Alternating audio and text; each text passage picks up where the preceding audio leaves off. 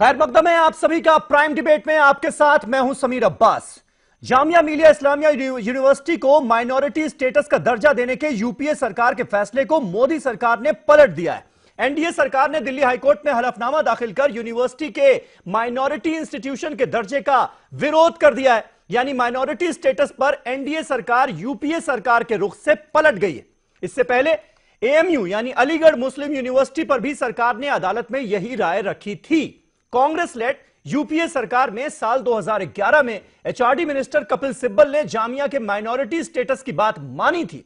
हलफनामे में कहा गया है कि जामिया माइनॉरिटी इंस्टीट्यूशन नहीं है। यह जो ताजा हलफनामा है, क्योंकि इसे पार्लियामेंट एक्ट के जरिए बनाया गया है और केंद्र सरकार इसे फंड करती है।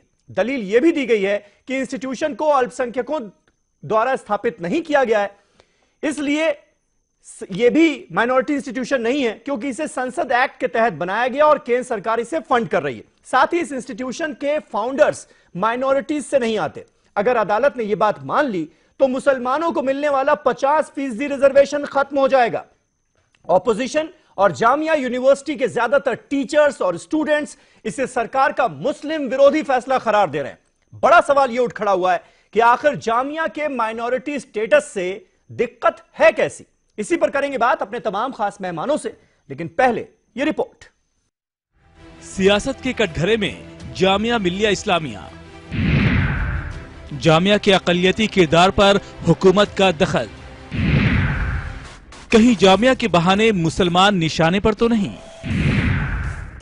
जामिया के अक़लियती किरदार से दिक्कत कैसी?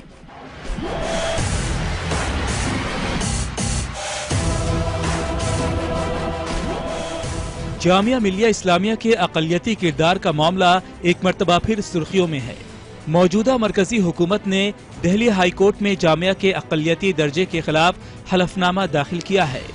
जामिया मिलिया इस्लामिया को 7 साल कबल यानी 2011 में national commission for minority educational institution Jamia Millia को मुस्लिम अक़लियत इंस्टीट्यूट का दर्जा दिया गया था, जिसे यूपीए हुकूमत ने मंजूरी दी थी।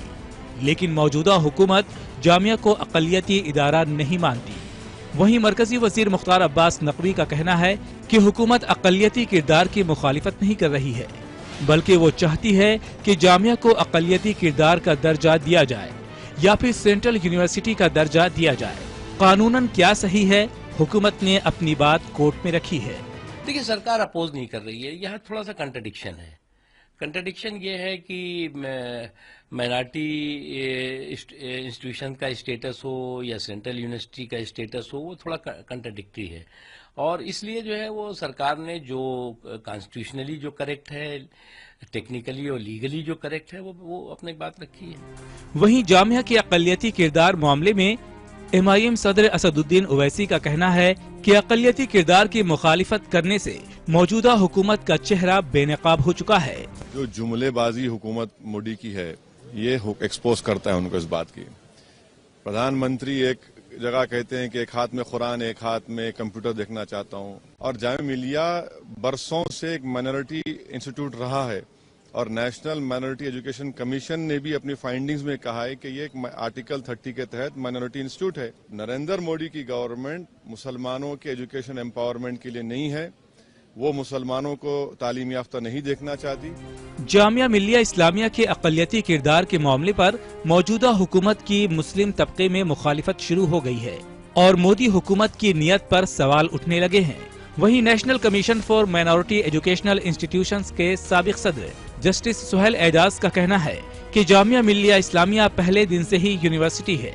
जामिया मिलिया तो पैदा ही यूनिवर्सिटी हुई। जामिया का मतलब ही यूनिवर्सिटी है। 1920 में इस यूनिवर्सिटी का जन्म हुआ। अब आप एक बताइए कि एक बच्चे को दोबारा जन्म दिया जा सकता है? अगर एक बच्चे को दोबारा पैदा किया जा सकता है तो फिर जाहिर है फिर तो गवर्नमेंट कुछ भी कर सकती है, लेकिन ये तो पैदा ही हुई है यूनिवर्सिटी के नाम से। जामिया मिलिया इस्लामिया के अक़लियती किरदार पर हुकूमत की दखलंदाजी से मौजूदा हुकूमत की नीयत पर सवाल उठना लाजमी है। एक हाथ में कुरान और एक हाथ में कंप्यूटर की बात करने वाली हुकूमत को जामिया के अक़लियती किरदार से दिक्कत क्यों है? Bureau report, news 18 Urdu. तो बड़ा सवाल यही है कि आखिर जामिया के माइनॉरिटी स्टेटस से दिक्कत कैसी है। तमाम खास मेहमान हमारे साथ जुड़ चुके हैं। हमारे साथ नवीन जिंदल साहब हैं, भारतीय जनता पार्टी के स्पोक्स पर्सन। हमारे साथ सुरेंद्र राजपूत साहब मौजूद हैं, कांग्रेस पार्टी के स्पोक्स पर्सन हैं। साथ ही साथ मौलाना असद खान फलाही साहब हमारे साथ मौजूद हैं, इस्लामिक स्कॉलर हैं। साथ ही यासिर जिलानी साहब हमारे साथ जुड़े हुए हैं, जो कि संघ से ताल्लुक रखते हैं, मुस्लिम राष्ट्रीय मंच के नेशनल मीडिया इंचार्ज हैं। और इनकी एक और पहचान भी है कि ये एचआरडी मिनिस्ट्री में एडवाइजर भी हैं, इसलिए आज के मुद्दे पर इनका आना बहस में जरूरी था। साथ ही खालिद अनवर साहब जो कि सीनियर जर्नलिस्ट हैं, वो भी मेरे साथ इस बहस में जुड़े हुए हैं। और तारिक सिद्दीकी साहब जो कि समाजवादी पार्टी के लीडर हैं, वो भी इस बहस का हिस्सा हैं हमारे साथ। लेकिन नवीन, पहला सवाल आपसे, ये जो जामिया मिलिया इस्लामिया या फिर अलीगढ़ मुस्लिम यूनिवर्सिटी है, इसका माइनॉरिटी स्टेटस आपको खल क्यों रहा है इतना? दिक्कत क्या है इससे? क्योंकि आज दिन भर जब जामिया यूनिवर्सिटी के स्टूडेंट्स, टीचर्स से हमने बात की, तो उनमें से ज्यादातर का यह कहना है कि यह एंटी मुस्लिम कदम है सरकार का। समीर भाई, इसको ये क्यों करके पेश किया जा रहा है कि मुस्लिम विरोधी है? हाँ, देश के किस इंस्टीट्यूशन के अंदर किस मुस्लिम समाज के एक व्यक्ति को एडमिशन देने के लिए मना किया गया, मुझे ये बताइए। दूसरी बात, मुझे ये बात समझ नहीं आती, कांग्रेस एक तुष्टीकरण, मुस्लिम तुष्टीकरण की राजनीति के लिए विशेष मुस्लिम यूनिवर्सिटी का माइनॉरिटी का दर्जा दे दे तो वो बहुत अच्छा है। अगर देश के प्रधानमंत्री बात करते हैं, बार बार कहते हैं कि एक हाथ में कुरान एक हाथ में कंप्यूटर हो, और इसके लिए पूरे देश के अंदर एजुकेशनल इंस्टीट्यूशन खुले हुए हैं ना, लोग उसके अंदर जा रहे हैं ना, क्या मुस्लिम समाज के लोग पढ़ रहे हैं? नहीं तो वो तो सरकार के कदम से दिखना चाहिए ना, सिर्फ नारा देने से काम कैसे चलेगा? नवीन, क्या इसी दिखना चाहिए ना? भाई जामिया यूनिवर्सिटी में या अलीगढ़ मुस्लिम यूनिवर्सिटी में 50% रिजर्वेशन मिलता है ना मुसलमान बच्चों को, मुस्लिम यूनिवर्सिटी में वो आप खत्म क्यों करना चाह रहे हैं? और इन लोगों ने क्यों करना चाह रहे हैं? इतना बड़ा घोटाला मैं एक नहीं, मैं आपको बताता हूं। अलीगढ़ मुस्लिम यूनिवर्सिटी में, जामिया मिलिया यूनिवर्सिटी के अंदर जिस प्रकार से एक संगठित लोगों के तहत बड़ा घोटाला हुआ, मुस्लिम समाज के लोगों के साथ अन्याय हुआ, उसकी जिम्मेदार कौन है? अगर मान लीजिए कोई यूजीसी को ग्रांट देती है, सरकार देती है, हमारी सरकार है तो उसको पकड़ना आपकी जिम्मेदारी और किसकी जिम्मेदारी? मुझे ये बात समझ नहीं आती कि मुस्लिम समाज के लोगों को पहली बात देश के किसी कॉलेज स्कूल में एडमिशन देने के लिए मना नहीं किया गया। एक बात। दूसरी बात, मना कैसे कर सकते हैं? तो फिर यहां पर तो उनको एम्पावर करने की बात है ना। आपकी सरकार का नारा है कि मुसलमानों को हम एम्पावर करेंगे। एम्पावर कैसे करेंगे जब आप जो 50% रिजर्वेशन एजुकेशन में मिल रहा है बच्चों को, वो भी खत्म करना चाह रहे हैं? भाई जामिया के अंदर आप एंट्रेंस टेस्ट लेकर के एडमिशन नहीं देते हैं क्या? हाँ, एंट्रेंस टेस्ट देके देते हैं ना। 50% रिजर्वेशन मिलता है ना अब तक, लेकिन एंट्रेंस में टेस्ट देकर के देते हैं ना, उन बच्चों को एडमिशन देने के लिए मना कर देंगे भाई 50% आरक्षण को क्यों खत्म करना चाह रहे हैं? इससे मुसलमान एम्पावर होगा क्या? 50% आरक्षण से जामिया के मुसलमान एम्पावरमेंट हो जाएगा? वो बिल्कुल बिल्कुल होगा। फायदा तो हो रहा है, क्या बात कर रहे हैं? फायदा तो हो रहा है, बात कर रहे हैं नवीन जी, प्लीज कैसा फायदा प्लीज आप ऐसा फायदा मैं आपको बता रहा हूं, जैसे इंदिरा गांधी के समय में हुआ समीर भाई कि इंदिरा गांधी, मैं कहता हूं जब वंशवाद की बात करते हैं, इंदिरा गांधी पॉलिटिशियन थी, कोई बात नहीं। अब उन्होंने जब उनकी डेथ हो गई तो उन्होंने एक राजीव गांधी को प्राइम मिनिस्टर बना दिया। जैसे ये मैं आपको एग्जांपल के तौर पर, छोटी मेरी बात सुन लीजिए, समझ में जल्दी सबको आएगी। जैसे कि एक डॉक्टर का लड़का ओला चलाता, कैब चलाता है, और उसको आपने कह दिया आके ऑपरेशन कर दीजिए, उसने आकर के ऑपरेशन करने के थिएटर में बैठ गया डॉक्टर बनकर के। इसी प्रकार जब प्रधानमंत्री बने तो उनकी सोच में ऐसी लोग आए कि मुस्लिम तुष्टीकरण की राजनीति। देखिए कितनी बड़ी बड़ी कहानियां सुनानी पड़ रही है, कितनी बड़ी बड़ी कहानियां सुनानी पड़ रही है। सुरेंद्र राजपूत साहब, ये अपीजमेंट आप लोगों ने किया, देश को समझा दीजिए ना, बता दीजिए, ये अपीजमेंट आप लोगों ने किया इसको माइनॉरिटी स्टेटस का दर्जा बरकरार रखने की बात करके, या फिर अपीजमेंट ये दूसरी तरह का अब हो रहा है? जो मेजॉरिटी है, मेजॉरिटी कम्युनिटी, उसका अपीजमेंट अब हो रहा है, हमारी बात क्या रहा है बता तो दीजिए। हमें उम्मीद है हमारी बात शांति से सुनी जाएगी। जिस तरीके से इतनी अहमक पने की बात अभी हमने सुनी है, जो लोगों को ये नहीं पता कि माइनॉरिटी स्टेटस क्या होता है, जिन लोगों को ये नहीं पता कि 50% आरक्षण क्यों दिया जा रहा है, जिन लोगों को ये नहीं पता कि आरक्षण इसलिए दिया जा रहा है कि वहां गरीब बच्चे हैं, वहां पिछड़े बच्चे हैं, वहां मुस्लिम्स में जो पिछड़ापन है उसके लिए आरक्षण दिया जा रहा है, तो जिन लोगों को ये नहीं पता वो कह रहे हैं कि पूरे हिंदुस्तान भर में पूरे अरे भाई 2 मिनट चुप रहो यार, क्यों डिरेल कर रहे हो बहस को? कंप्लीट कीजिए। जो सबसे बड़ी बात है जी, जो सबसे बड़ी बात है समीर, ये सब लोगों को ये बिल्कुल नहीं पता। आज हमें उम्मीद है कि यासिर जिलानी कम से कम अपने अल्लाह से डर करके सच बोलेंगे मुस्लिम बच्चों के हक और हुकूक में, अगर बोलेंगे तो मुझे उम्मीद है करेंगे, कहीं तो सच बोलेंगे। आप इस चीज को देखिए, आप इस चीज को दो बातें बड़ी क्लियर रखिए। पहली चीज, संविधान ने दलितों को आरक्षण की व्यवस्था दी। क्यों दी? चूंकि वो पिछड़े थे, क्योंकि वो बिल्कुल सामाजिक रूप से नीचे थे। एक तरफ सच्चर कमीशन के लिए हम पर आरोप लगाते हैं, दूसरी तरफ इतने अहमक पते की बात करते हैं कि डॉक्टर का बेटा ओला कैब का ड्राइवर। अरे भाई, आप ओला कैब के ड्राइवर डॉक्टर बेटा इंदिरा गांधी और राजीव गांधी की आप बातें कर रहे हैं, ना आपको जानकारी है, ना आपको पता है, ना आपको। अगर हम इसी तरीके की अहमक पने की बातें डॉक्टर का बेटे को आप ऑपरेशन थोड़ी करा सकते बड़ा हो। खराब। इंदिरा गांधी पॉलिटिशियन थी, यहाँ पर राजीव गांधी भैया मेरी बात सुन लो। नवीन जिंदल खाली पत्रकार का एक सर्टिफिकेट लेने से आप पत्रकार नहीं हो जाते। ये पर्सनल पता है, मुझे मालूम है। आप ठीक है, मैं वही बोल रहा हूँ। एक मिनट चुप तो रहिए।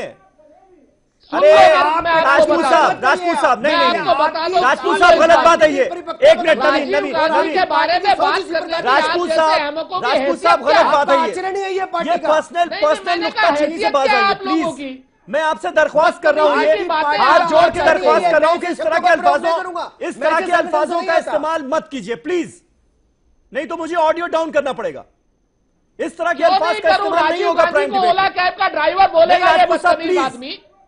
नहीं, मैंने राजीव गांधी को ओला कैब का ड्राइवर बोलेगा ये आदमी। राजीव से जोड़ लिया, इससे मेरी गलती है क्या? ठीक है। यासिर जिलानी साहब, किस तरीके की बातें कर रहे हैं? 50% इन्हें पता है किसके बारे में बात कर रहे हैं? मैं फिर आऊंगा आपके पास, मैं आपके पास फिर आऊंगा। यासिर जिलानी, ये बताइए मुझे, अल्टीमेटली बात वहीं पर आकर अटकती है ना कि 50% रिजर्वेशन जो मुस्लिम स्टूडेंट्स को मिल रहा है, जो पिछड़े हैं, जो गरीब हैं, उनको जो रिजर्वेशन मिल रहा है 50% का एएमयू में, जामिया में, उसको आप लोग खत्म करना चाहते हैं। और इसको खत्म करके कौन सा एम्पावरमेंट कर लेंगे आप ये मुस्लिम कम्युनिटी का? ये बस बता दीजिए। देखिए, पहले मैं अपनी डिबेट शुरू करने के से पहले राजपूत साहब को एक बात कह दूं कि मुझे लग रहा था आज नहीं, जोड़ना जरूरी है। आज मुझे लग रहा था कि 2 सीट पे जमानत जब्त होने के बाद कुछ बुद्धि आई होगी, लेकिन अभी भी वो उसी लय में है। अब मैं शुरू करता हूं। देखिए, एक तो माइनॉरिटी स्टेटस का जो दर्जा है, मेरी बात को सुने राजपूत साहब, वो NCME national commission of minority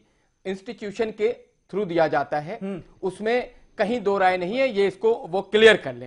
फिर मैं आपको आता हूं, जामिया का एक लेटर पैड है। आप जब जामिया को वो करेंगे, जैसे ही आप गूगल पे सर्च करेंगे तो उस पे आता है a central university by an act of parliament of India 1988।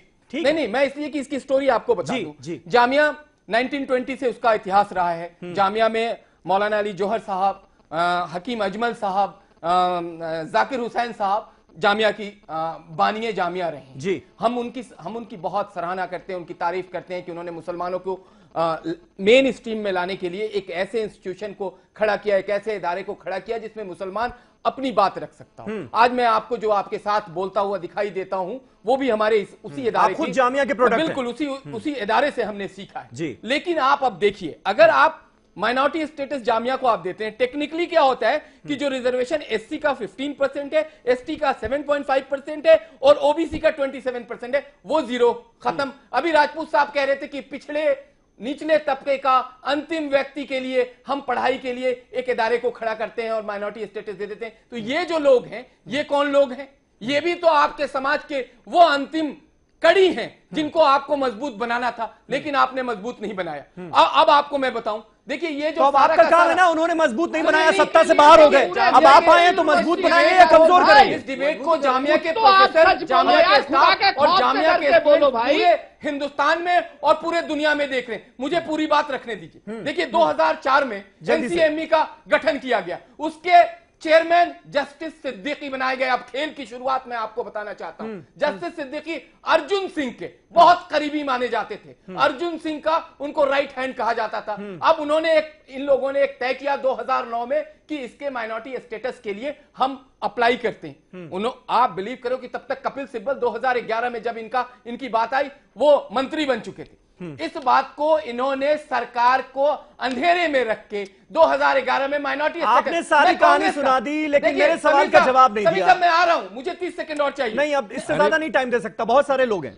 सबको शामिल करना होगा। असद खान साहब, कुल मिलाकर कहीं ना कहीं बात तो वहीं आ जा रही है जिसका जो सवाल मैंने यासिर से भी पूछा था, नवीन से भी मैंने वही जानने की कोशिश की, लेकिन इसका जवाब नहीं मिला कि ये 50% रिजर्वेशन जो मुसलमानों का है, वो मुसलमान जो इस देश में दलितों से भी पिछड़ा हुआ है, ये बात माननी पड़ेगी।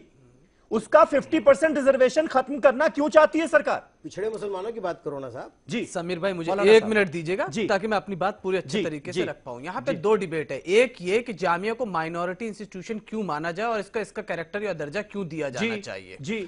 दूसरी डिबेट ये है कि माइनॉरिटी कैरेक्टर जो है जामिया का वो क्यों इंपॉर्टेंट है मुसलमानों के लिए। जी। इन दोनों को डिबेट को समझा जाए। देखिए, हम आप यस जितने भी लोग यहाँ बात कर रहे हैं वो हम संविधान के दायरे में रह के बात करते हैं और संविधान के ही पूरा देश चलता है। बिल्कुल। जब मुसलमानों ये डिमांड करते हैं सरकार से कि हमें आरक्षण रिजर्वेशन दिया जाए, तब ये उसी संविधान का हवाला देके कहते हैं कि रिलीजियन ग्राउंड पर किसी को भी आरक्षण नहीं दिया जा सकता।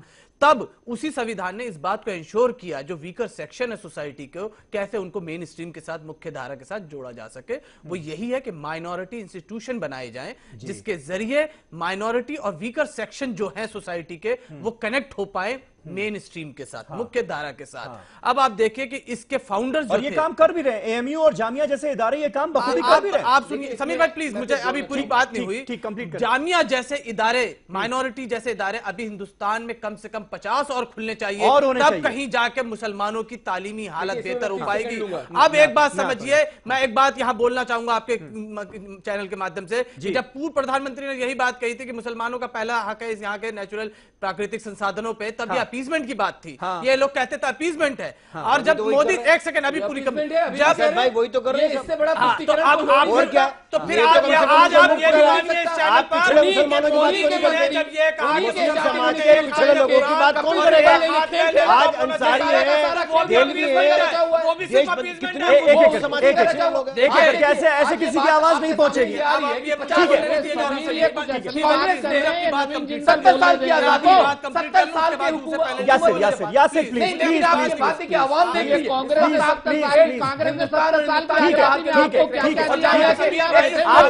आपकी बात जब हो रही तो मौलाना साहब नहीं बीच में बोल रहे। 20 सेकंड और। आज मुसलमान यही समझ रहा है कि मोदी जी ने ये बात भी अपीजमेंट के लिए ही कही थी कि मुसलमानों के एक हाथ में कुरान होना चाहिए और एक हाथ में लैपटॉप होना चाहिए, क्योंकि आप माइनॉरिटी। कंफ्यूजन पैदा हुआ है भाई, कंफ्यूजन पैदा हुआ है। यासिर और नवीन, आप यहाँ पर दोनों लोग इसीलिए मौजूद हैं कि अगर कोई कंफ्यूजन है वाकई तो उसे दूर कर दिया जाए। ठीक है, ठीक है मौलाना साहब, मैं आता हूं। तारिक सिद्दीकी साहब, क्या आपको इसमें अपीजमेंट नजर आ रहा है? पहले माइनॉरिटीज का अपीजमेंट हो रहा था, अब मेजॉरिटी का अपीजमेंट हो रहा है क्या? बिल्कुल खुले तरीके से हो रहा है। कथनी और करनी में जमीन आसमान का फर्क है। एक तरफ नारा है सबका साथ सबका विकास, दूसरी तरफ जो थोड़ा बहुत विकास होने के 1-2 इंस्टीट्यूट बचे हुए हैं उनके कैरेक्टर को खत्म करने की मुसलसल कोशिश की जा रही है। 2016 में अलीगढ़ पे अटैक किया गया और 2018 पे जामिया पे अटैक किया गया। मैं 2-3 स्टेटमेंट आपके उस पर सुन रहा था। अब अक़लियती शोबा के मंत्री का यह आलम है, मुख्तार अब्बास नकवी साहब कह रहे साहब उसमें हमारी मंशा कोई माइनॉरिटी कैरेक्टर खत्म करने की नहीं है। अरे इंस्टीट्यूट एस्टैब्लिश हुआ है, माइनॉरिटीज के जरिए एस्टैब्लिश हुआ है, माइनॉरिटी के लिए एस्टैब्लिश हुआ है। और तब हुआ जब 1920 में महात्मा गांधी जी ने कॉल दी कि कॉलोनियल एम्पायर के एजुकेशन इंस्टीट्यूशन को बाइकआउट करो, तो उस वक्त ये इंस्टीट्यूशन क्रिएट किए गए। इनिशियली अलीगढ़ में, बाद में दिल्ली में मूव हुआ और जाकर के 1962 से फिर जो सिलसिला शुरू हुआ यूनिवर्सिटी कायम होने का। आप उसको खत्म करने की बात कर रहे हैं और मंत्री कह रहे हैं कि हमको पता ही नहीं है और हमारा लीगल वीगल कुछ मैटर होगा। That means he is not even taken into confidence, number 1। तो जिस मुल्क में माइनॉरिटी मिनिस्ट्री को कॉन्फिडेंस में नहीं लिया गया तो उसमें आप इंटेंशन सवाल तो खड़ा होगा ही होगा। जिंदल साहब और जिलानी साहब अच्छी बात बता रहे हैं कि साहब पार्लियामेंट के एक्ट से इनैक्ट हुई है यूनिवर्सिटी, इसलिए माइनॉरिटी कैरेक्टर नहीं हो सकता। डेमोक्रेटिक सेटअप में मैं इनसे पूछना चाहता हूं कि हर स्टेट में, उत्तर प्रदेश में 400 मदारिस, 470 मदरसे एडेड मदरसे हैं, उसकी संतुति कौन देगा? गवर्नमेंट देगी उसकी संतुति। इनका SPQM कल का एक प्रोग्राम चलता है, special quality education in madrasa modernisation, उसका पैसा 100% सेंटर से आता था, अभी 2000 रुपए यूपी गवर्नमेंट दे रही है। ये संतुति कौन देगा? सेंट्रल गवर्नमेंट देगा 100%। तो या तो आप ये तय कर लीजिए, जाहिर है माइनॉरिटी यूनिवर्सिटी खड़ा कराने के लिए कोई माइनॉरिटी ट्रस्ट तो यूनिवर्सिटी का स्टेटस नहीं देगा ना। अगर सेंट्रल गवर्नमेंट, सेंट्रल यूनिवर्सिटी है तो सेंट्रल गवर्नमेंट देगी, स्टेट यूनिवर्सिटी है तो स्टेट देगी।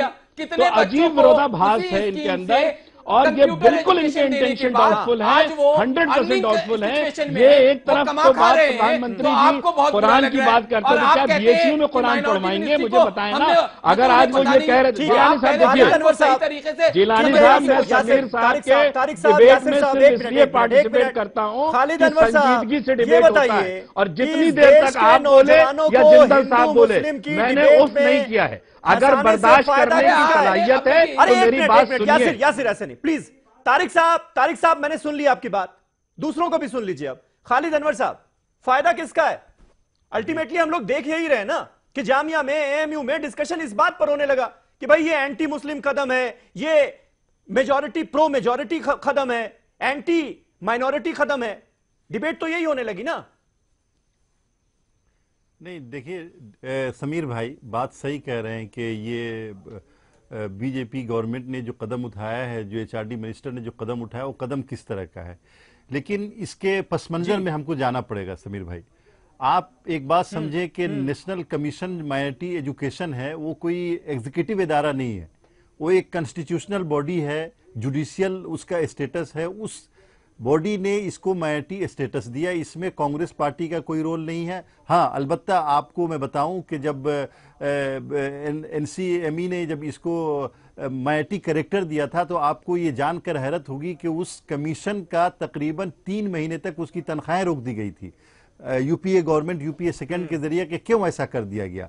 बहरहाल बाद में उस गवर्नमेंट ने एफिडेविट दाखिल किया और कहा कि ठीक है, हमको कोई एतराज नहीं है। आज समझने की बात यह है कि बीजेपी गवर्नमेंट ने जो एफिडेविट दाखिल किया है, उस एफिडेविट के जरिया क्या वो किसी कम्युनिटी को टारगेट कर रही है, किसी कम्युनिटी को खुश कर रही है? वजीर आजम नरेंद्र मोदी साहब पहले ही कह चुके हैं कि भाई हम मुसलमानों की तालीमी तरक्की देखना चाहते हैं, लेकिन उनके मंत्री के जरिए इस तरह का कदम उठाया जा रहा है। जरूरत इस बात की है, देखिए जामिया मिल्लिया इस्लामिया का माइनॉरिटी कैरेक्टर न तो कांग्रेस सरकार की मरहूने मिन्नत है, उनकी देन है, न बीजेपी उसको छीन सकती है। बीजेपी सरकार उसको छीन नहीं सकती। ये एक कानून के जरिया एक कानूनी इदारे ने जामिया को ये माइनॉरिटी कैरेक्टर दिया था समीर भाई, और ये माइनॉरिटी कैरेक्टर इसका बहाल रहेगा या नहीं रहेगा, ये कोर्ट को तय करना है। अब मान लिया कि गवर्नमेंट ऑफ इंडिया ने, HRD मिनिस्ट्री ने एक एफिडेविट दाखिल किया है। अब जरूरत इस बात की है कि जामिया के जिम्मेदारान अपना पूरी तरह से अपना मौक़िफ़ कोर्ट के अंदर रखें और ये साबित करें। देखिए, जब 1988 में पार्लियामेंट एक्ट के जरिए इसको यूनिवर्सिटी बनाया गया, जामिया को यूनिवर्सिटी बनी है जामिया, उसी वक्त गलती ये हुई थी कि उस वक्त उसको माइनॉरिटी कैरेक्टर उस एक्ट के जरिए नहीं दिया गया था, और यही बुनियादी गलती थी। इसमें कोई शक नहीं है कि जामिया माइनॉरिटीज के जरिया, मौलाना मोहम्मद अली जौहर के जरिया, मौलाना महमूदुल हसन साहब के जरिया, और वो भी गांधी जी के कहने पे जामिया को कायम किया गया था, और जामिया मुसलमानों के जरिए कायम किया गया है। पार्लियामेंट का ये एक्ट कहता है कि कोई भी इदारा अगर मुसलमानों के जरिए कायम किया गया हो तो उसको माइनॉरिटी कैरेक्टर दिया जाएगा। तो ये कानूनी बैटल है, बीजेपी की गवर्नमेंट है, इलेक्शन का वक्त आ रहा है, इसीलिए मंशा पर सवाल उठ रहे हैं कि आखिर ये माइनॉरिटी स्टेटस क्यों खत्म करना चाहती है सरकार। और एक अहम सवाल यह भी उठेगा कि जामिया और AMU के बहाने क्या सरकार मुसलमानों के राइट्स में दखल अंदाजी की मंशा रखती है। एक छोटा सा ब्रेक ले रहे हैं, तमाम खास मेहमान हमारे साथ बने हुए हैं। इस सवाल के साथ होगी बहस के दूसरे सेगमेंट की शुरुआत, कहीं ना जाइएगा, फौरन हो रहे हैं हाजिर।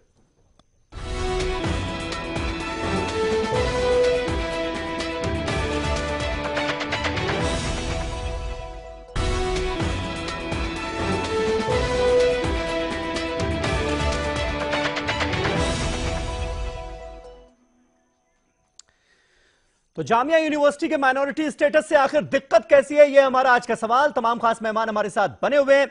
सुरेंद्र राजपूत साहब, जो हलफनामा दिया गया है सेंटर गवर्नमेंट की तरफ से, उसमें अजीज बादशाह बनाम इंडियन रिपब्लिक का जो केस था, साल 1968 का, उसका जिक्र है और साफ तौर पर यह हवाला दिया गया है और कहा गया है कि उस मामले में सुप्रीम कोर्ट ने साफ कहा था कि जो यूनिवर्सिटी पार्लियामेंट के एक्ट के तहत बनी है, सरकार से फंड लेती है, उसे माइनॉरिटी इंस्टीट्यूशन का दर्जा नहीं दिया जा सकता।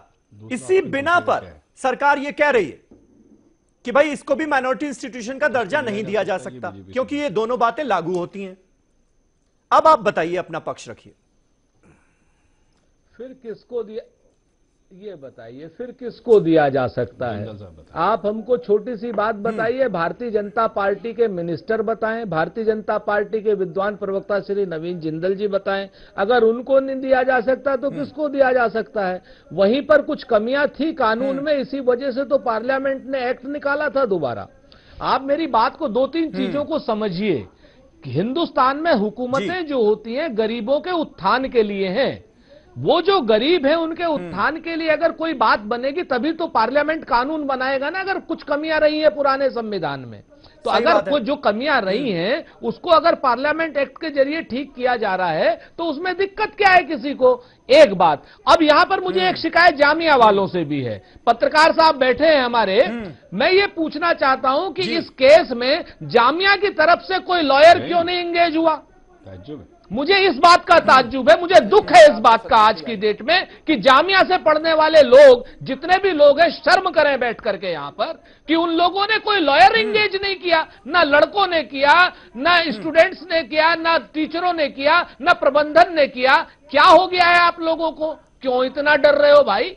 यहां पर मैं बड़े इदारों से, बड़े मुस्लिम इदारों से टीवी में बैठ करके बड़ी बड़ी बात कहेंगे, लेकिन जब इंस्टीट्यूशंस की बात आएगी, जब वहां पर बात आएगी पढ़ाई लिखाई की मुसलमानों की, अब यही असदुद्दीन ओवैसी हैं, बड़ी बड़ी बातें करके चले गए। क्या इन्होंने लॉयर एंगेज किया जामिया के लिए? शर्म की बात है आज की डेट में कि कोर्ट में जामिया की तरफ से एक वकील नहीं था। क्यों नहीं था? सरकार तो खालिद अनवर साहब, खालिद अनवर साहब इसका जवाब देंगे। ठीक है राजपूत साहब, आपने एक अहम पॉइंट उठाया है। खालिद अनवर साहब, क्यों हुई ऐसी हालत? देखिए जामिया मिल्लिया इस्लामिया ने क्यों नहीं वकील किया, ये पूरी दुनिया, पूरा हिंदुस्तान उनसे सवाल पूछ रहा है कि ऐसा क्यों किया गया। लेकिन एक बात समझिए, जो वाइस चांसलर हैं वो बाहर हैं और जामिया की इंतजामिया बहरहाल मिनिस्ट्री ऑफ HRD के अंडर में है। उनको जो इशारा दिया जाएगा, हुकूमत जो चाहेगी वही वो कदम उठाएंगे। लेकिन ऐसा नहीं है कि जामिया की तरफ से कोई वकील पेश नहीं हुआ, उसकी वजह से हाई कोर्ट कोई एडवर्स फैसला दे दे। चूंकि हाई कोर्ट के सामने NCMI का पूरा फैसला है, डिसीजन है। NCMI ने क्यों ये फैसला दिया कि ये माइनॉरिटी कैरेक्टर है। एक साहब जो ये बात कर रहे थे, नवीन साहब या सुरेंद्र राजपूत जी, देखिए जामिया को माइनॉरिटी कैरेक्टर क्यों मिलना चाहिए? चूंकि जामिया एक यूनिवर्सिटी पहले दिन से है। जामिया एक यूनिवर्सिटी बनाई गई मुसलमानों के जरिया, फिर पार्लियामेंट ने अपने एक्ट के जरिए उस यूनिवर्सिटी को अप्रूव किया। जो बात आप समीर भाई कह रहे थे कि अजीज पाशा केस का हवाला, उसमें यह है कि एक यूनिवर्सिटी अगर एस्टेब्लिश की जाती है, अगर एक यूनिवर्सिटी एस्टेब्लिश की जाती है तब उसको माइनॉरिटी कैरेक्टर हम नहीं दे सकते। लेकिन ये यूनिवर्सिटी पहले से थी, पहले से चल रही थी, उसको एडॉप्ट किया गवर्नमेंट ऑफ इंडिया ने। ऐसा नहीं है कि गवर्नमेंट ऑफ इंडिया ने इस यूनिवर्सिटी को बनाया, इसलिए उसका हक है पूरे। देखिए जो जस्टिस सोहेल साहब ने जो पूरा डिसीजन लिखा है, उस बहुत तफसील से उस डिसीजन को पढ़िए तो अंदाजा होगा कि जामिया को माइनॉरिटी कैरेक्टर जो दिया जा रहा है ये जामिया का हक है, कानूनी हक है। आर्टिकल 30 के जरिए इसको प्रोटेक्शन दिया गया है और ये हक है, उसको मिलना चाहिए। तो हाई कोर्ट में भी ठीक है एक हियरिंग में कोई वकील पेश नहीं हो सका। कुल मिलाकर अगर ये माइनॉरिटी स्टेटस का दर्जा छीना जाता है तो ये हक छीना जाएगा।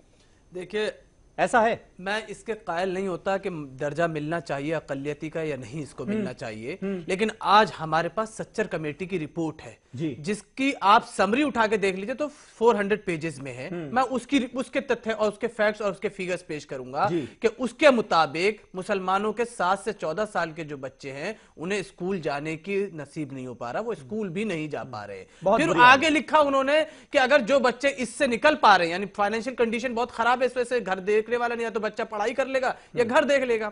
इससे आगे अगर कोई बच्चा पहुंच जाता है तो उसका ड्रॉप आउट रेट हाईएस्ट है अमंग ऑल द कम्युनिटी, दूसरी कम्युनिटी की ज्यादा, मुसलमानों का सबसे ज्यादा हाईएस्ट ड्रॉप आउट रेट है। उसके बाद अगर कोई 12th तक किसी तरह पहुंचता है और 12th के बाद वो अगर किसी कॉलेज और यूनिवर्सिटी को देखेगा तो उसके सामने सिर्फ 2 ही यूनिवर्सिटी नजर आती हैं जहां वो अपना बीए और एमए और फर्दर स्टडीज को कंटिन्यू कर पाएगा, चाहे वो जामिया मिल्लिया इस्लामिया हो या अलीगढ़ मुस्लिम यूनिवर्सिटी। दूसरे सारे इंस्टीट्यूशंस भी हैं, दूसरी यूनिवर्सिटीज भी हैं, उसमें तमाम मुस्लिम बच्चे पढ़ रहे हैं। उसकी वजह नहीं, उसकी वजह यह है कि अब आपको मैं बता रहा हूं, प्लीज मुझे कंप्लीट करने। उसकी वजह यह है कि हमारे यहाँ ओवर पॉपुलेशन है और यूनिवर्सिटीज नहीं है। आप ये देखिए, अब वो अब वहां पे प्रेफरेंसेस देखे जाएंगे। मैं नहीं कहता कि डिस्क्रिमिनेशन हो रहा है या नहीं हो रहा है, लेकिन प्रेफरेंसेस देखे जाएंगे कि कौन हम, जैसे भाई माइनॉरिटी का अगर इसको दर्जा मिलता है अकलियत का, तो ये पहले देखेगा ना कि मुस्लिम बच्चों ने कितनों ने अप्लाई किया है, क्योंकि जामिया के कई ऐसे डिपार्टमेंट है और कई ऐसी फैकल्टीज है जहां पे 50% से ज्यादा दूसरी कम्युनिटी के लोग भी हैं। वहां भाई क्राइटेरिया नहीं फुलफिल किया, वहां तक नहीं पहुंच पाए, तो उन्होंने। नवीन जिंदल साहब, आपको समझ में आया होगा ना कि आप पूछ रहे थे ना कि हक कहां मारा जा रहा है, हक मारने की बात, हक ऐसे मारा जा रहा है, हक ऐसे मारा जा रहा है। अगर आप माइनॉरिटी स्टेटस छीन लेंगे, 50% रिजर्वेशन छीन लेंगे तो हक ऐसे मारा जाएगा। चाहते हो जी, अब बोलिए। क्या ये कहना चाह रहे हैं ये कि जामिया मिलिया के अंदर जो मुस्लिम पढ़ते हैं वो केवल इसलिए अपनी योग्यता से वहां नहीं आते? आप ये कहना चाहते हो? योग्यता तो देखिए, वो तो योग्यता तो चाहिए ही होती है भाई, सबको एडमिशन कहाँ मिल जाता है जामिया में, फिर दूसरी बात देना पड़ता है ना। आप एक मेरी बात समझ लीजिए, आपने 3-4 बातें की। अगर आप आरक्षण की बात करते हैं जामिया में, तो आपको आरक्षण को किधर ले जाना चाह रहे हैं? मुद्दे पे क्यों नहीं रहते साहब? अरे सुनिए, मैं आता हूं। आप जो है या तो पिछड़े मुसलमानों की बात करते हैं या अति पिछड़े मुसलमानों की बात करते हैं। आपने ना पिछड़े मुसलमानों की बात की आरक्षण के लिए, ना अति पिछड़े। तारिक साहब थोड़ा सा इंतजार, थोड़ा सा इंतजार। मैं आपको बता दूं, अभी सारे लोग ऐसे बोलने लगेंगे ना तो किसी की बात समझ में नहीं। आप अभी आरक्षण की बात कर रहे हो,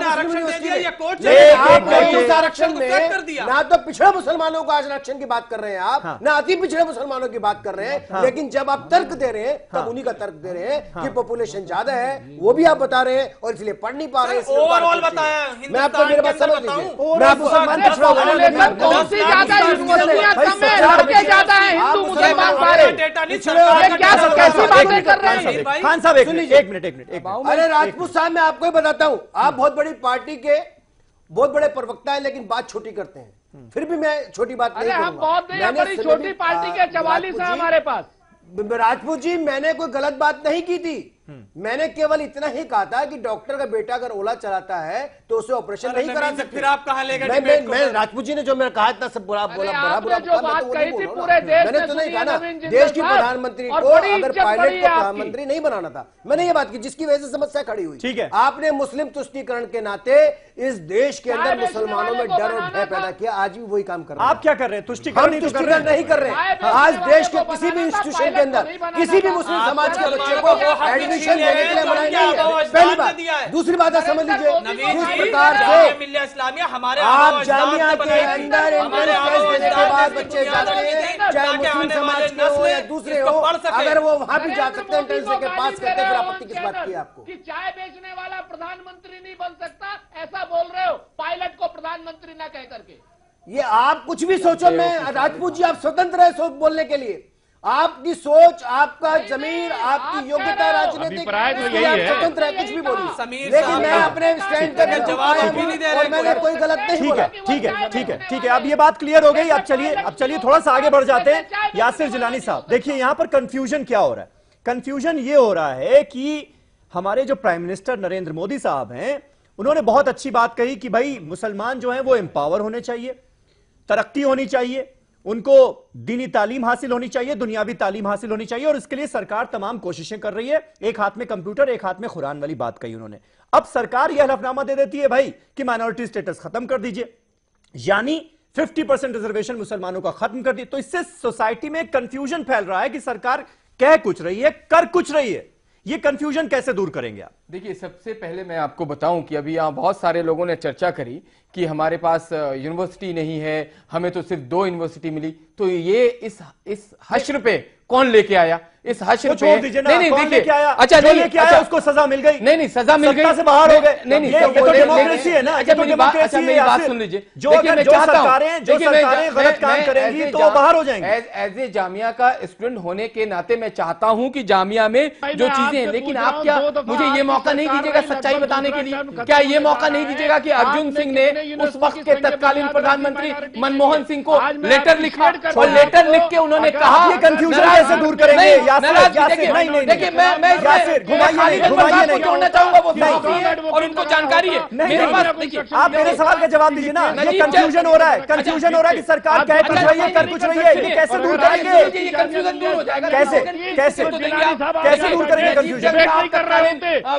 वहां पे उनका एक लेख, इतिहास बताइए। नहीं इतिहास एक लेख था 2011 का, मैं खालिद अहमद साहब से कहूंगा, वो जरूर जानते होंगे। उन्होंने कोट किया है, मैं एक लाइन में उस कोट को आपके सामने रखूंगा कि my last meeting with him upset him and I now wish it had ended differently.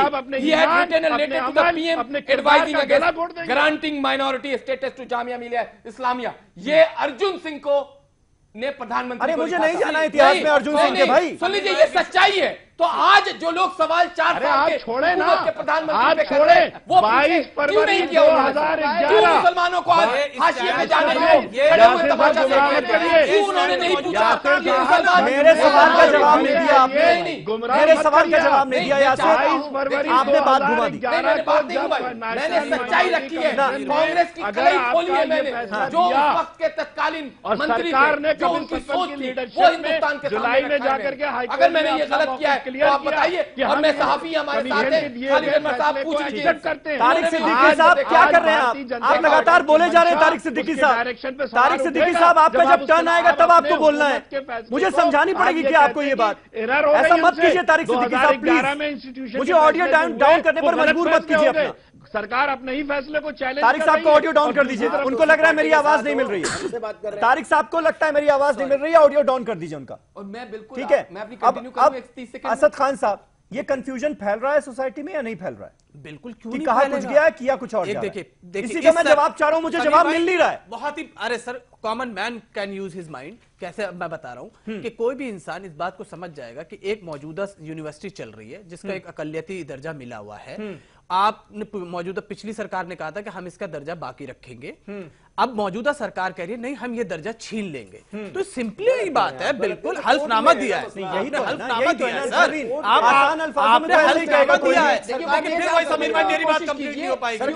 अब आप फिर नहीं बोलने देंगे, अब आप लोग सारे लोग मिलकर फिर बोलने नहीं देंगे, हलफनामे के अब आप बोलने नहीं देंगे। मुझे अपनी बात तो कंप्लीट करने दीजिए सर। तो यूटर्न हो गया ना। और जामिया के I can't speak over you, sorry I can't speak over you, let me जो वहां के स्टूडेंट्स के बीच में यासिर पूरा वक्त दिया मैंने आपको, अब खान साहब का वक्त है, प्लीज खान साहब बोलिए। देखिए, अगर ये सरकार क्यों, इस सरकार के ऊपर क्यों शक व शुबा किया जा रहा है? क्योंकि इन्होंने एक मौजूदा हक को छीनने की कोशिश की जा रही है। होना तो ये चाहिए, गलत है, यहाँ हमें बोलना पड़ेगा। अगर अरे यूपीए सरकार का फैसला पलट दिया आपने, यूपीए सरकार का फैसला पलट दिया ना आपने। मोदी जी ने पलट दिया आपने, मोदी जी के स्टेटमेंट। देखिए समीर जी, समीर भाई एक बात बताऊं, मोदी जी के स्टेटमेंट के वो स्टेटमेंट के बाद एक तरफ कंप्यूटर और कुरान होना चाहिए, ये होना चाहिए सर। बोलना तो दीजिए सर प्लीज। कि हम ये कहना चाहिए कि हम ऐसी और माइनॉरिटी इंस्टीट्यूशन बनाएंगे, ऐसे और माइनॉरिटी इंस्टीट्यूशन बनाएंगे। तब हम मानते हैं कि आपके करनी में कोई फर्क नहीं है। आप तो जो मुसलमान पढ़ा लिखा भी नहीं मिल रहा है। मैं खुद जामिया से पढ़ा लिखा हूँ, मैंने खुद जामिया से ग्रेजुएशन और मास्टर और दूसरी चीजें की है। मुझे लगता है कि अगर जामिया नहीं होता तो शायद मैं कहीं और नहीं पढ़ पाता। मैं अपनी बात कह रहा हूँ, बिल्कुल ये बात बहुत लोग कहते हैं कि जामिया और एएमयू जैसे इदारे अगर नहीं होते तो आज हम वहां नहीं होते जहां पर आप कह रहे हैं। मैंने दिल्ली यूनिवर्सिटी में बहुत लोग कहते हैं, मैं भी जाता रहा हूं भाई। ये नहीं कह सकते कि मैं कहीं और नहीं जा सकता था। मैंने भी पढ़ाई करी, लेकिन मैं चाहता तो मैं डीएवी में मेरा एडमिशन हो गया था, मैंने नहीं लिया क्योंकि मुझे जामिया मिलिया इस्लामिया। तो ये आप नहीं कह सकते हैं कि मैं उसके लिए काबिल नहीं था या मेरा हक वहां छीना। ठीक है, तारिक सिद्दीकी साहब में तुम्हारा एडमिशन नहीं हुआ,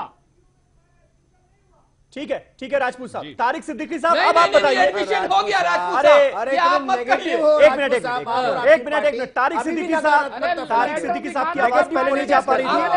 एक मिनट प्लीज, यहाँ भी प्लीज इकट्ठा करके तारिक सिद्दीकी साहब, अब आप बताइए कि अगर ये माइनॉरिटी स्टेटस चला जाता है, रिजर्वेशन खत्म हो जाता है, तो लॉस कैसे है?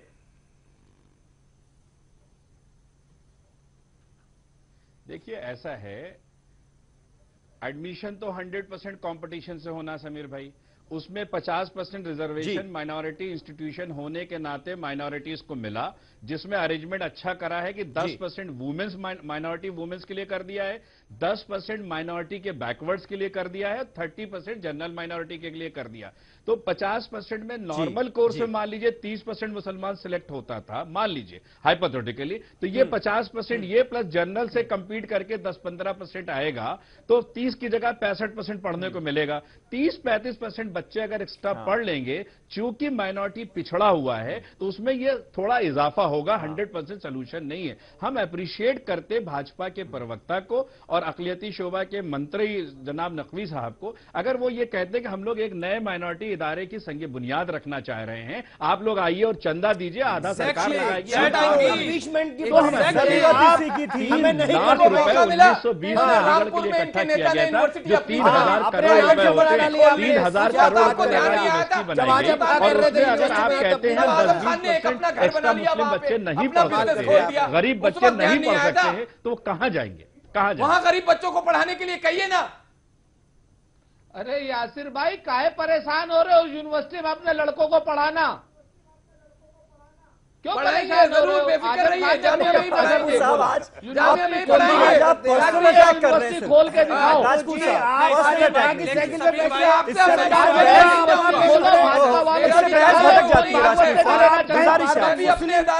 मुस्लिम समाज के नाम पर अपने बच्चों को पढ़ाएगा, लेके देखना 100 रुपए बेकार की बात ना करो। आप जमानत जब्त होने के बाद भी आप बात कर रहे हो, मुझे हंसी आ रही है। उसके बाद जमानत जब्त पार्टी के 100 रुपए प्रवक्ता बोल लेना रहे हो। अरे जमानत जब्त हुई है, आपकी पार्टी की खामोश रही है। ठीक बस हो गया। हमारी जमानत जब्त हो जाए कोई दिक्कत नहीं, आप तो लड़ाई नहीं हो। सरकार की मंशा पर शक क्यों? भी नहीं लड़ता। तो जिलानी साहब, अगर यही क्राइटेरिया है, चुप हो जाए आप, चुप हो जाए। अभी अच्छा ठीक है, खालिद अनवर साहब को सुनिए ना, तो आज तो हम ही को सुन लीजिए। खालिद अनवर साहब, सरकार की मंशा पर शक क्यों? खालिद भाई सच्चाई बोलिएगा प्लीज। देखिए, मैं तो सबसे पहले यहाँ नवीन भाई और यासिर जिलानी साहब, इन दोनों हजरात से मैं एक बात कहना चाहता हूं बहुत साफ साफ, कि जामिया मिल्लिया इस्लामिया को महात्मा गांधी के इशारे पे बनाया गया था। जामिया का मतलब होता है यूनिवर्सिटी और मिल्लिया का मतलब होता है नेशनलिस्ट, यानी एक नेशनलिस्ट यूनिवर्सिटी बनाई गई थी। और ये दोनों हजरात, यासिर भाई चूंकि जामिया से पढ़े हुए हैं, जामिया को बहुत अच्छी तरह जानते हैं, और नवीन भाई ने चूंकि जर्नलिस्ट हैं, काफी सीनियर जर्नलिस्ट हैं, जर्नलिज्म में रहे हैं, वो जामिया को बहुत अच्छी तरह जानते हैं। दोनों हजरात ये समझ लें कि जामिया का कोई किरदार किसी पॉलिटिकल पार्टी के लिए नहीं होता है, वो कांग्रेसी इदारा नहीं है। अल्लाह के लिए जामिया को इसके लिए बलि का बकरा मत बनाइए। यासिर भाई कोशिश कीजिए कि जामिया जो मुसलमानों का इदारा है, माइनॉरिटीज के जरिए बनाया गया है, वो इदारा बाकी रहे। वहाँ आप किसी भी यूनिवर्सिटी के बारे में कुछ भी कह सकते हैं, लेकिन जामिया की एक तारीख है, ऐसी तारीख जिसमें बहुत बड़े बड़े मुजाहिदीन आज़ादी, फ्रीडम फाइटर्स उसके फाउंडर रहे हैं, जिन्होंने मुल्क की तामीर में बहुत बड़ा किरदार अदा किया है, और बहुत सारे मुजाहिदीन आज़ादी फ्रीडम फाइटर्स की कब्रें हैं वहाँ पे सो रहे हैं। तो ऐसे इदारे को पॉलिटिक्स का सेंटर बनाना और उसके जरिया उसको टारगेट करना ये सही नहीं है। जामिया को माइटी कैरेक्टर मिला, नहीं, कांग्रेस ने माइटी कैरेक्टर नहीं दिया। आपकी बात से सहमत हूँ। आप यकीन मानिए कि उनमें से नवीन भाई, कांग्रेस ने उसको माइटी कैरेक्टर नहीं दिया। आपको मैं पहले भी बता रहा था कि कांग्रेस ने नहीं दिया, एक जुडिशियरी बॉडी ने दिया उसको माइटी कैरेक्टर, और ये उसका हक है। बिल्कुल सही बात पढ़िए जामिया को, आपको अंदाजा होगा। मुझे ये बताइए कि ये बीजेपी वर्सेस स्टूडेंट्स क्यों होता जा रहा है? जेएनयू के स्टूडेंट्स जो हैं उनको आपने एंटी बीजेपी मान रखा है, एएमयू को भी मान लिया, जामिया को भी मान लिया, क्या? ये मेरा आपसे सवाल है, क्योंकि ये स्टूडेंट वर्सेस बीजेपी होता जा रहा है।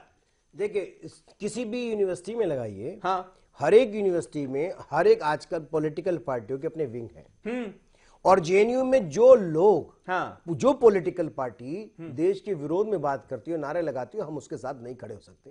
ना पहले खड़े हुए, ना अब खड़े हुए, ना आगे खड़े होंगे।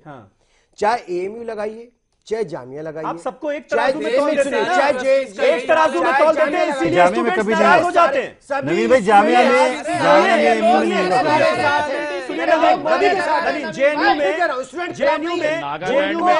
जेएनयू में दर्जन भर स्टूडेंट्स ने बहुत नारे लगाए होंगे जिनके खिलाफ अभी तक कोई कार्रवाई नहीं हुई है, लेकिन आज भी आप पूरे जेएनयू को बदनाम कर देते हैं। जेएनयू को बदनाम करते हैं आप स्टेटमेंट्स तो ऐसे ही होते हैं ना, जेएनयू के लोग हर बात पर जेएनयू एंटी नेशनल, इसलिए नाराज हो जाते हैं लोग आपसे। एबीवीपी चुनाव लड़ता है, जेएनयू में नहीं लड़ता है। लड़ता है ना, कैसे कह सकते हैं हम वहां के खिलाफ है? कैसी बातें कर सकते हैं? हमारे पिछली बार अध्यक्ष भी रहे वहां पे, ऐसे थोड़ी ये नहीं रहे। जेएनयू में हम एबीवीपी ने चुनाव भी जीता है, तो ये थोड़ी कह सकते हैं किसने कहा जेएनयू को विरोध है? हम जेएनयू के विरोधी नहीं है। मैं बार बार ये कहता हूँ जिसके साथ राजपूत यूनिवर्सिटी है वो सारी बीजेपी के अगेंस्ट, जो देश के विरोध में नारे लगाते हैं, हम उसके विरोध में हैं और किसी के विरोध में नहीं है। हर जगह यूनिवर्सिटीज से आवाजें क्यों बुलंद हो रही बीजेपी के खिलाफ? अच्छा, अब जामिया के स्टूडेंट्स जिनकी हमने अभी बातचीत सुनाई, वो सब पॉलिटिकल थे क्या? जामिया के कितने स्टूडेंट्स खुश हैं? हाँ, कि बड़ा अच्छा डिसीजन है, खुश हैं। हाँ, हमें तो कोई नहीं मिला खुश। आप यही तो कह रहे हो, नजरिया। असद खान साहब कभी खुश हैं कुछ लोग क्या? एक मिनट पूछ लेते हैं ना, पूछ लेते हैं। असद खान गलत बात है, मैं खुद जी टीचर से आप कह देंगे वाला कि जामिया ठीक है। नहीं असद खान साहब, क्या कुछ लोग खुश भी हैं क्या इस डिसीजन से? नहीं उठ सकता सर, सवाल नहीं उठ सकता कि कोई इस फैसले से अरे तो यासिर साहब भी जामिया से हो, चाहे टीचर एसोसिएशन हो, नहीं यासिर भाई खुश नहीं है, यासिर साहब खुश नहीं है, गलत बात है। सबने विरोध के लायक है समीर भाई, ये विरोध चैनल में बैठे हुए लोग उसके पक्ष में। अच्छा, खान साहब की बात पूरी हो जाए फिर यासिर के पास आ रहा हूँ। जी मैं अपनी बात जी खान साहब जल्दी कंप्लीट कर लूं कि ये ऐसा फैसला है जिससे हर इंसान खिलाफ होगा, बल्कि मैं अपने सेकुलर हिंदू भाइयों से भी एक्सपेक्ट करता हूं कि वो भी इस फैसले के खिलाफ है। क्यों नहीं है? उनको भड़का रहे, अरे चैनल में भड़का रहे हैं, चैनल में भड़का रहे हैं। ये देखिए अपनी देश में सही बात, 80% लोग खुश हैं। I have a right to make my point, I have a right to make my point. आपका पॉइंट है तो आप किसी को भड़काइए please, you can not use such words. 80% खुश हैं, 80% लोग खुश हैं, बिल्कुल खुश है, यानी मेजॉरिटी खुश है आपके इस फैसले से। बिल्कुल खुश, क्योंकि माइनॉरिटी स्टेटस आप हटा रहे हैं इसलिए मेजॉरिटी खुश है, ये आप कहना चाह रहे हैं। माइनॉरिटी का मतलब नहीं, प्लीज लेकिन माइनॉरिटी स्टेटस के नाम पे होने वाले घोटाले बंद हो जाएंगे। अभी यही तो किया। और खालिद अनवर साहब ने कहा आप उन मुजाहिदे आजादी की रूहों को तकलीफ पहुंचा रहे हैं। अरे साहब उनको आप क्यों जोड़ रहे हैं? सुरेंद्र राजपूत साहब आरक्षण नहीं मांगा था। सुरेंद्र राजपूत साहब, मेजॉरिटी जो है वो खुश है इस फैसले से, नवीन कह रहे हैं जी। अब तो क्या है ऐसा? भाई उस मेजॉरिटी में मैं भी आता हूं, मैं तो खुश नहीं हूं। कांग्रेस खुश नहीं है, कांग्रेस के 9 करोड़ 80 लाख वोटर खुश नहीं है, कांग्रेस के कार्यकर्ता खुश नहीं है, समाजवादी पार्टी के कार्यकर्ता खुश नहीं है, तमाम हिंदू भाई नहीं खुश हैं। अब ये लोग कितने लोग हैं पूरे देश में 19% वाले, ये लोग जैसे आप रेगिस्तान में जाएंगे, रेगिस्तान में आप जाएंगे। दूसरी बात मैं आपको बता दूं, ये यहाँ पर यासिर भाई हो चाहे नवीन जिंदल हो, ये सब लोग झूठे लोग हैं जी। ये सब इतना झूठ बोलते हैं, यही सच्चे हैं। आपके राहुल गांधी समझ में नहीं आता। अरे आज राजपूत साहब दूसरे मूड में आए, भाई तो कह रहे हैं चलाने वाले को प्रधानमंत्री बना दिया तो इसलिए खुश हैं आप। नवीन जी मुझे आप ये बताइए कि आप कैसे फिर मुस्लिम कम्युनिटी को एम्पावर करेंगे? आपके पास क्या रोड मैप है? आप बता दीजिए। आप रोड मैप, राजपूत साहब तो ये लोग झूठे लोग हैं। मैं इनसे पूछना चाह रहा हूँ ना, ये सरकार के नुमाइंदे हैं, ये यहाँ पे सरकार की नुमाइंदगी कर रहे हैं। आप मुझे बताइए कि आप मुसलमानों को आपका बड़ा सम्मान करते हैं, उनको कैसे मुख्य धारा से जोड़ेंगे? भाई खुदा से तो राजपूत साहब क्या कह रहे हैं? एक मिनट। अरे आप भगवान से डरिए, भगवान से डरिए आप। कि मैं तो आपको देखिए कांग्रेस पार्टी बहुत अच्छा बोल रहे थे, ट्रैक से हटिएगा तो गड़बड़ हो जाएगा। आप अच्छे प्रवक्ता हैं, बहुत कांग्रेस पार्टी को छोड़ो यार, आप अपनी पार्टी की चिंता करो। संघ वाले तो चुनाव भी नहीं लड़ते। आप लोगों का तो देश के संविधान में भरोसा नहीं है। आगे बढ़िए। आप क्यों बात कर रहे हो? आप डिबेट में जहां कहीं तो खुदा से डर के बोलो, अपने लड़कों की कब्जे के बाद पढ़ाई को जाइए। जब से साइकिल में बैठे हो आप यूनिवर्सिटियां बना दो, 10 माइनॉरिटी यूनिवर्सिटी बनाओ, मैं समर्थन करूंगा आपका। मोहन भागवत की तरीके से 100 रुपए जो 3 औरतों को दे रहे थे आप। समीर जो ये 3 औरतों को 100 रुपए देकर के माइनॉरिटी स्टेटस में दखल सरकार का क्या जरूरी था या फिर सिर्फ और सिर्फ ये बांटने की सियासत है? एक मिनट खान साहब नवीन यासिर, ठीक है या क्या ये सिर्फ बांटने की सियासत है? ये दखल क्या जरूरी था माइनॉरिटी स्टेटस में जामिया और एएमयू के? अच्छा एक बात बताइए, माइनॉरिटी स्टेटस बरकरार क्यों नहीं रखा जाना चाहिए? एक बात बताइए, सिंपल। अच्छा मैं और सीधा कर देता हूं एक बात बताइए आप मुझे जी, आप मुझसे सवाल कर रहे हैं, मैं तो राजपूत साहब की बात को ही आगे बढ़ा देता हूं। राजपूत साहब उनकी बात, उन्होंने एक बात अच्छी कही, मैं आपसे कह रहा हूं कि ये माइनॉरिटी स्टेटस खल क्यों रहा है आपको? क्यों खत्म करना चाहते हैं? जामिया एक रीजन बता दीजिए, कोई एक रीजन बताइए। जामिया जैसे सेंट्रल यूनिवर्सिटी ने वकील नहीं खड़ा कर पाए कोर्ट में। हाँ। भाई सरकार ने मना किया था या किसी ने उनको दबाव बनाया था? क्या आपके पास एक वकील खड़े करने के लायक आपकी हैसियत नहीं है? जो वहां की इंतजामिया है, आप यकीन नहीं मानेंगे, एडमिशन में तो इन्हें रिजर्वेशन चाहिए, कैरेक्टर माइनॉरिटी स्टेटस चाहिए, लेकिन जब जॉब की बात उसी जामिया में आ जाती है, सुन लीजिए जरा संजीदगी से सुन लीजिए, तो वो सारा का सारा स्टेटस खत्म हो जाता है। वहां एक लॉबी काम करती है, जिस लॉबी के खिलाफ हम लोगों ने तय किया है कि एक लेटर प्राइम मिनिस्टर को लिखने जा रहे हैं कि जब वहां पे आप जॉब देते हैं किसी को, किसी लेक्चरर को, किसी क्लर्क को, किसी प्यून को, ना तो आप एडवर्टीजमेंट देते हैं किसी पेपर में, आपने सारा कैरेक्टर हटा दिया कि एससी में क्या होगा, जनरल कैटेगरी में कौन आएगा, ओबीसी में कौन आएगा, और आपने अपने लोगों को वहां पे काबिज कर दिया।